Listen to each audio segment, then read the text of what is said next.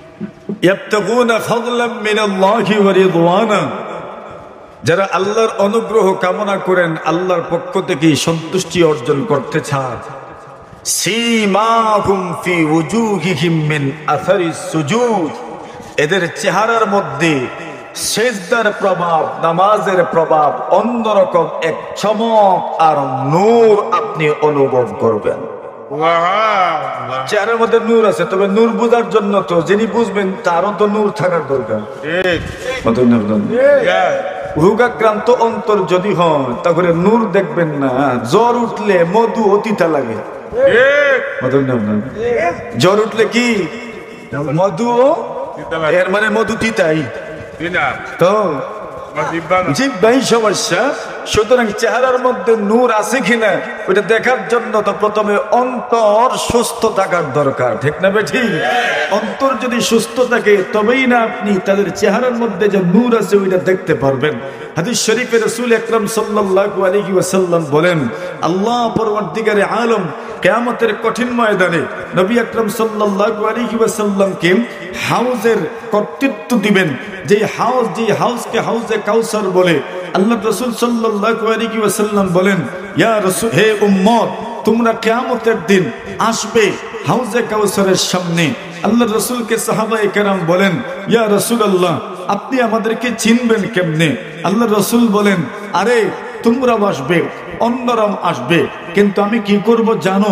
যেভাবে কেউ ঘাস ফলায় আর ঘাস ফলানোর পরে তার উটগুলোকেই শুধু এই জায়গায় ঘাস খাওয়ায়, অথবা তার গরুকেই শুধু ঢুকতে দেয়, অন্য কারো গরুকে ঢুকতে দেয় না।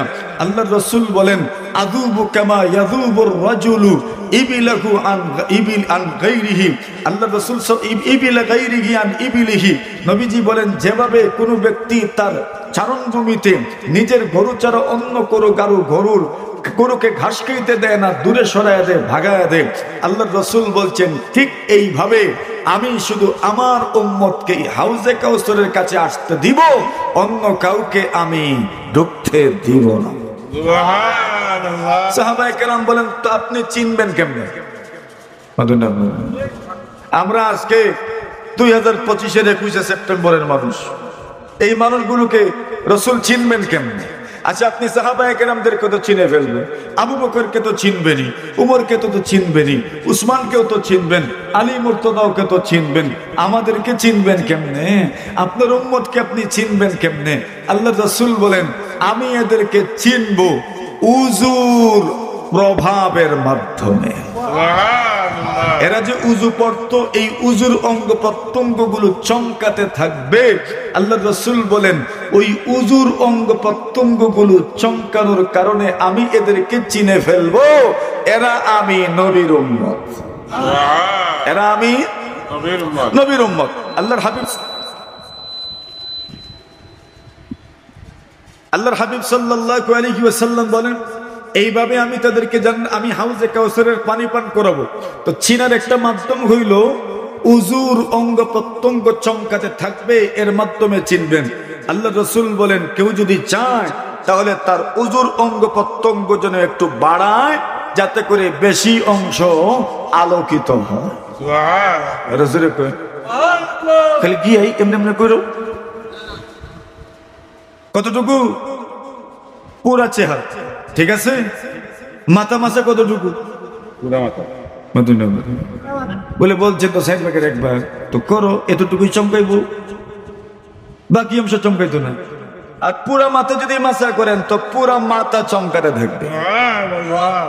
আল্লাহর হাবিব সাল্লাল্লাহু আলাইহি ওয়াসাল্লাম বলেন, কেউ যদি চাও তাহলে তোমার ওই চমকানোর জায়গাটা বাড়ায় দিও। মানে কি করো? বেশি উজু করো, বেশি উজু করো, বেশি উজু করো, বেশি জায়গায় তুমি পানি লাগাও। বেশি জায়গায় আবার এমন ভাবে এই জায়গা পর্যন্ত নিয়ে আইসেন না, বস মোটামুটি কোনো জায়গায় যেন শুকনা না থাকে।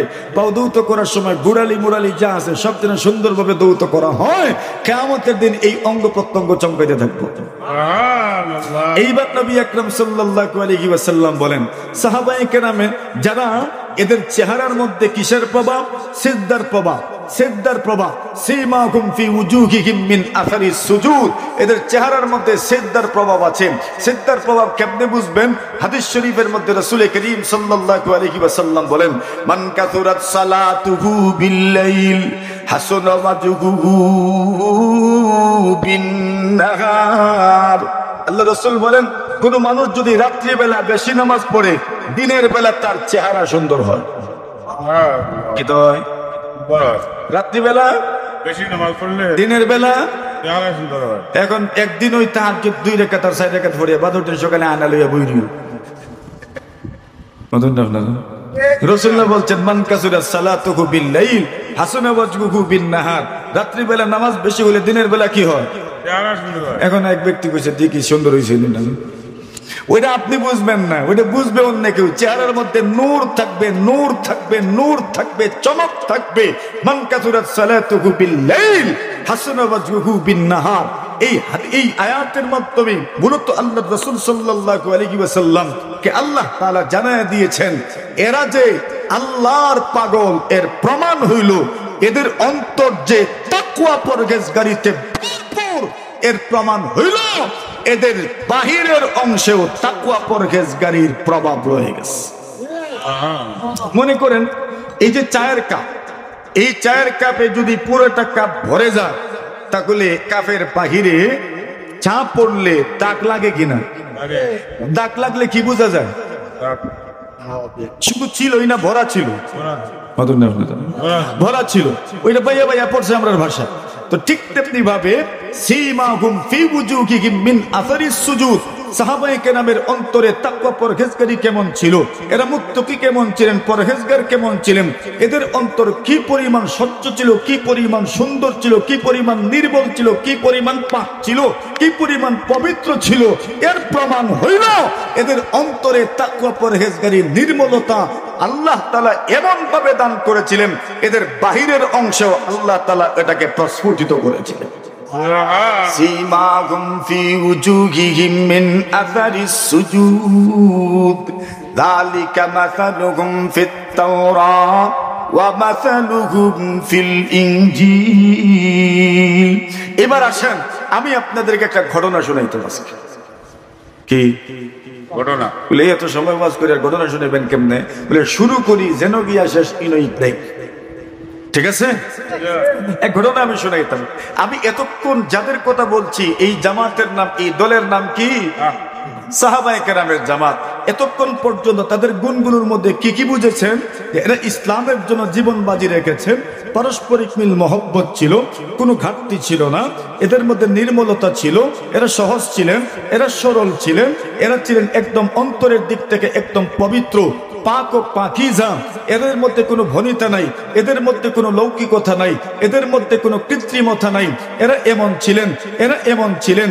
এই জামাতের নাম জামাতে সাহাবা।